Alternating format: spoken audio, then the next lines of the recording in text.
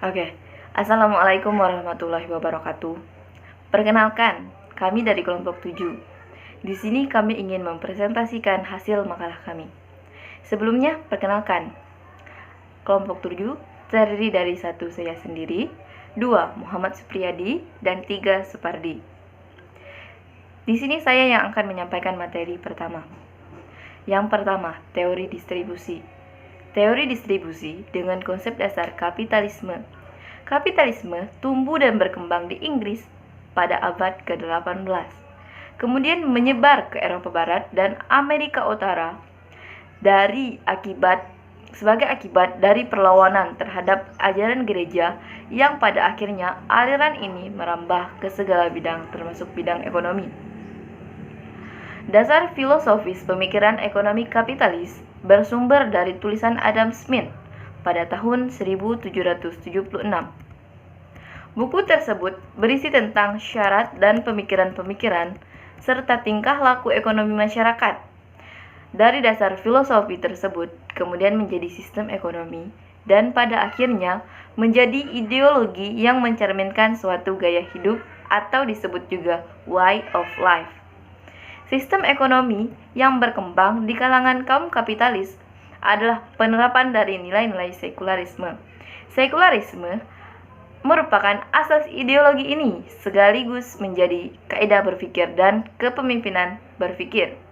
Demi keuntungan dan kelanjutan sekularisme, maka ideologi kapitalisme harus menjamin dan mempertahankan kebebasan individu, yaitu kebebasan berpendapat, kebebasan berakidah, kebebasan kepemilikan, dan kebebasan berperilaku.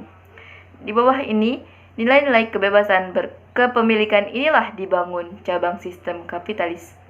Artinya, kapitalis telah memandang bahwasanya manusia hidup di dunia ini bebas untuk mengatur kehidupannya dan tidak boleh dicampuri oleh agama.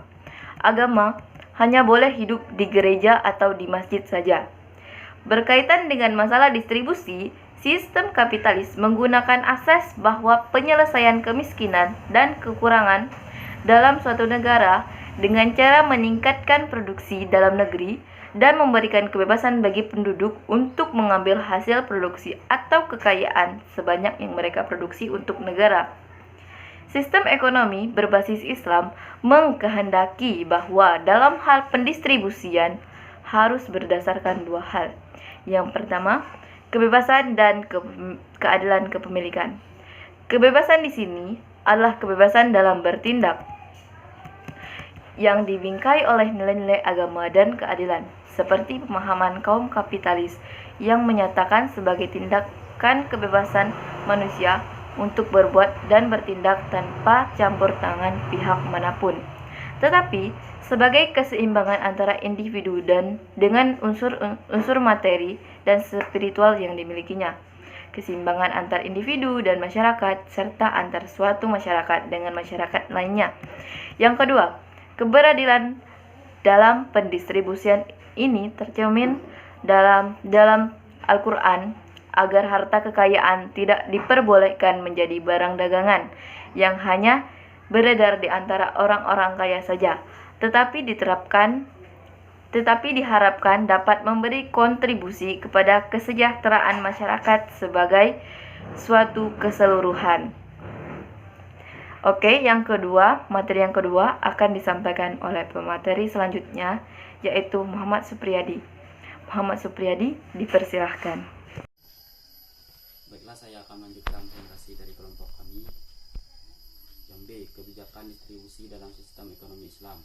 Sistem ekonomi Islam merupakan sistem ekonomi yang terlahir dari sistem sosial Islami yang dapat memberikan solusi terhadap berbagai permasalahan yang ada dengan kebijakan-kebijakan yang berpihak kepada kemaslahatan dan dapat menciptakan keadilan dalam ekonomi umat Islam.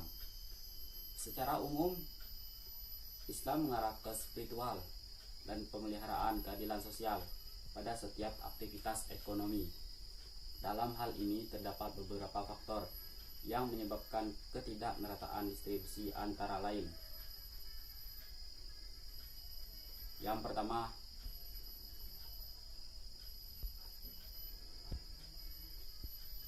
pertambahan penduduk yang tinggi sehingga menurunkan pendapatan per kapita. Yang kedua, inflasi, di mana pendapatan uang bertambah tetapi tidak diikuti secara proporsional dengan pertambahan hasil produksi barang-barang.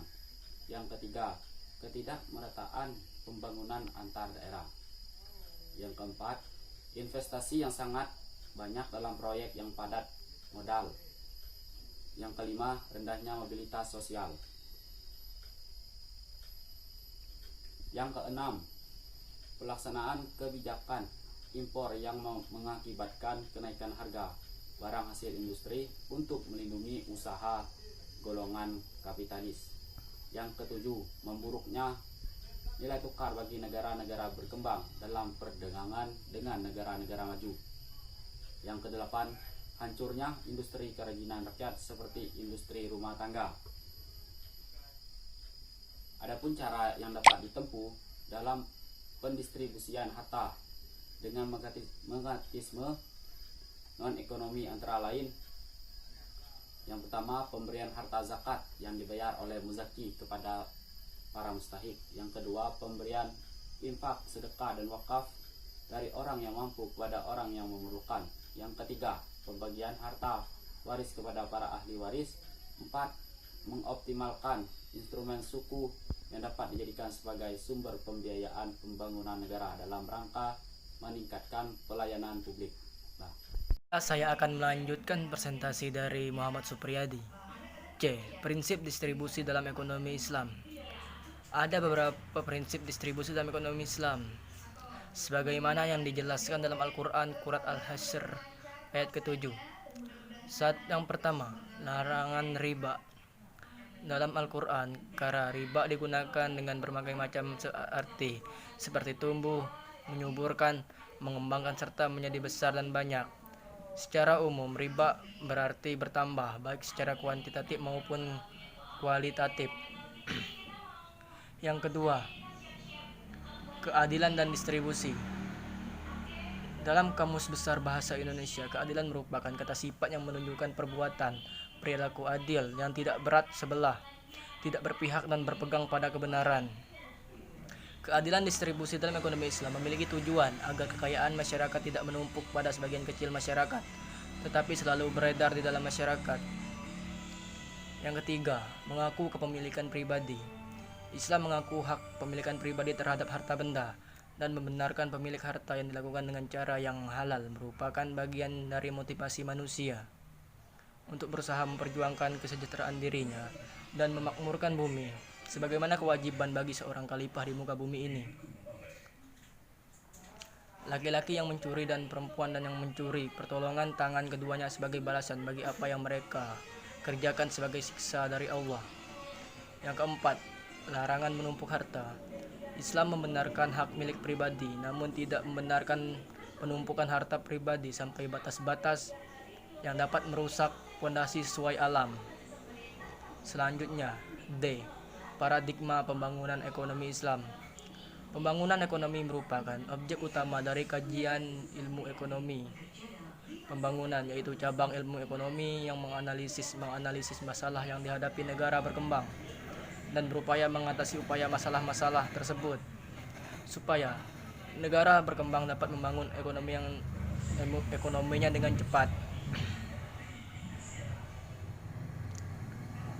Sebagaimana Abdul Hasan Muhammad Shadiq mengemukakan bahwa pertumbuhan dan keadilan distribusi merupakan suatu hal yang tidak dapat dipisahkan dalam pembangunan ekonomi Islam. Itu saja yang bisa saya sampaikan. Bila ada kata salah, saya mohon maaf. Pada Allah saya mohon ampun. Wabillahi taufiq walhidayah. Wassalamualaikum warahmatullahi wabarakatuh.